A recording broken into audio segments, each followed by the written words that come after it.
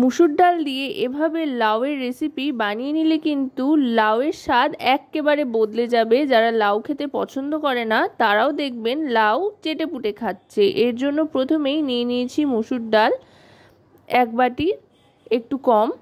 এবার মুসুর ডালটাকে ভালো করে ধুয়ে নিয়ে ফ্রাই প্যানে দিয়ে দিলাম। গ্যাসের ফ্লেমটা কিন্তু মিডিয়াম টু লোতে রেখে এবার দিয়ে দিচ্ছি পরিমাণ মতো জল।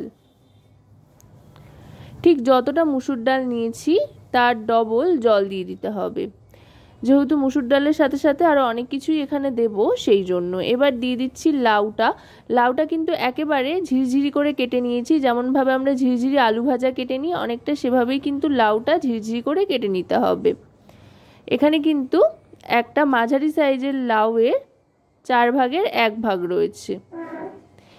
এবার দিয়ে দেব বেশ খানিকটা টমেটোর টুকরোটা ওপর থেকে ছড়িয়ে দিয়ে দিলাম। এখানে একটা বড় সাইজের টমেটো রাফলি কেটে নিয়েছি, এর সাথে একই সাথে টমেটোটাও সেদ্ধ হয়ে যাবে।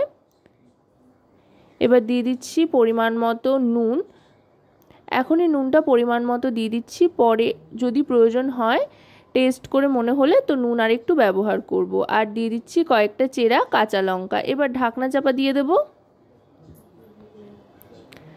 দিয়ে এবার গ্যাসের ফ্লেমটা মিডিয়ামে রেখে মোটামুটি 5 মিনিট মতো অপেক্ষা করে ঢাকনাটা সরিয়ে নেব। দেখুন ডাল লাউ সমস্তটাই কিন্তু খুব সুন্দরভাবে সেদ্ধ হয়ে এসছে। একটু মিশিয়ে নিচ্ছি আর টমেটোগুলো একটু গালিয়ে নিচ্ছি, যেহেতু নুন দিয়ে দিয়েছিলাম তাই টমেটোটা একেবারে নরম হয়ে গিয়েছে। এখন শুধু একটু গালিয়ে নিলাম। এবার দিয়ে দিচ্ছি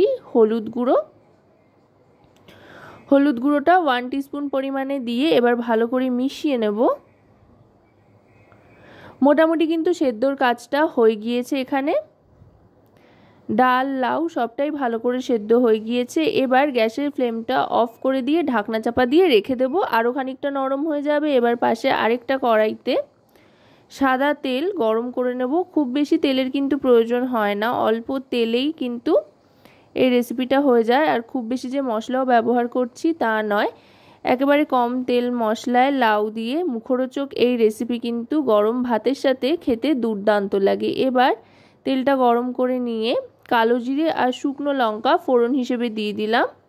কালো জিরে শুকনো লঙ্কাটা একটু ভাজা ভাজা করে নিয়ে দিয়ে দেবো খানিকটা পেঁয়াজ কুচি। এখানে একটা মাঝারি সাইজের পেঁয়াজ স্লাইস করে কেটে নিয়েছি। পেঁয়াজটা হালকা একটু ভেজে নেব।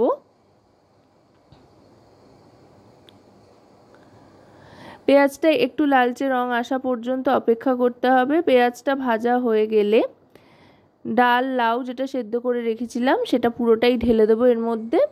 ঢেলে দিয়ে গ্যাসের ফ্লেমটা বাড়িয়ে দেবো। বাড়িয়ে দিয়ে এবার সবটা একসাথে ভালো করে মিশিয়ে নেব। এটা কিন্তু খুব একটা বেশি পাতলা হয় না, একটু ঘনই হয়।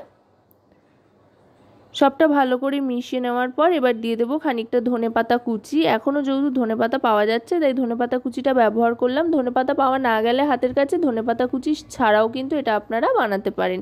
এবার দিয়ে দিচ্ছি গরম মশলার গুঁড়ো। এটা কিন্তু শাহি গরম মশলার গুঁড়ো 1/2 টিস্পুন পরিমাণে দিয়ে ভালো করে মিশিয়ে নেব।